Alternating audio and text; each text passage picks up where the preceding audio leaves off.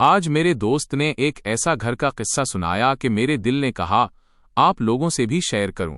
मेरा दोस्त अहमद जब घर आया और कुछ हंसी मजाक के बाद उसने अपनी आप बीती सुनाई।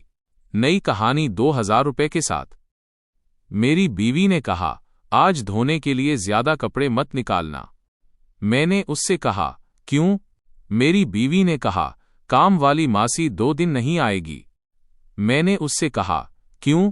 मेरी बीवी ने कहा अपनी नवासी से मिलने बेटी के पास जा रही है, कह रही थी 2 दिन नहीं आऊंगी।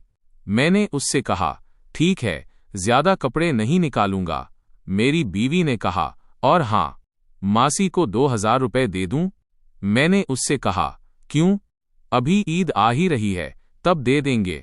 मेरी बीवी ने कहा अरे नहीं बाबा, गरीब है बेचारी, बेटी और नवासी के पास जा रही है तो उसे भी अच्छा लगेगा और कुछ अपनी नवासी के लिए भी ले जाएगी। उसकी बेटी और नवासी भी खुश हो जाएंगी। वैसे भी इस महंगाई के दौर में उसकी तनख्वाह से क्या बनता होगा। अपनों के पास जा रही है, कुछ हाथ में होगा तो खुश रहेगी। मैंने उससे कहा तुम तो जरूरत से ज्यादा ही जज्बाती हो जाती हो, मेरा ख्याल उसकी जरूरत नहीं।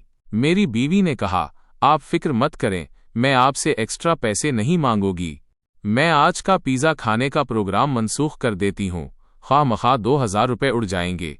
इस मोटी रोटी पिज़्ज़ा के 8 टुकड़ों के बदले इसकी मदद मुझे बेहतर लगती है।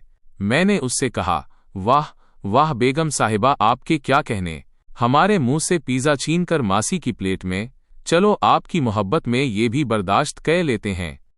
3 दिन बाद पूंछा लगाती काम वाली मासी से पूछा अम्मा कैसी रही छुट्टी? मासी साहेब बहुत अच्छी रहीं।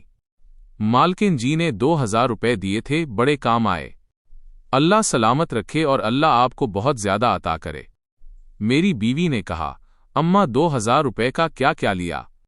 मासी नवासी के लिए 500 रुपए की फ्रॉक ली और 200 रुपए की गुड़िया, बेटी के लिए 300 रुपए के पेड़े ले गई थी। 200 रुपए की जलेबियां मोहल्ले में बांट दें। 300 रुपए किराया लग गया था। 100 रुपए के हाथ के कंगन बेटी के लिए और दामाद के लिए 200 रुपए का बेल्ट लिया।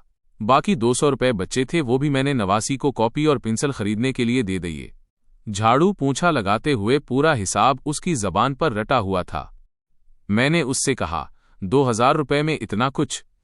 वो हैरत से दिल ही दिल में गौर करने लगा।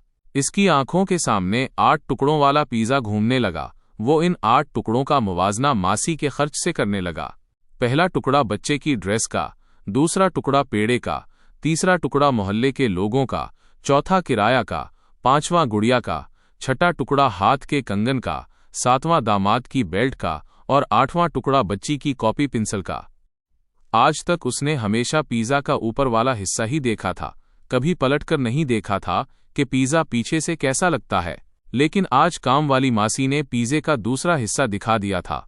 पिज़्ज़े के 8 टुकड़े इसे जिंदगी का मतलब समझा गए थे। जिंदगी के लिए खर्च या खर्च के लिए जिंदगी का जदीद मफहूम एक झटके में उसे समझ में आ गया। हम इन छोटी छोटी बातों पर कभी गौर ही नहीं करते। हमारे लिए 2000 या 5000 की कोई अहमियत भी नहीं होती, लेकिन ये 1000-2000 गरीबों के लिए बड़ी रकम होते हैं।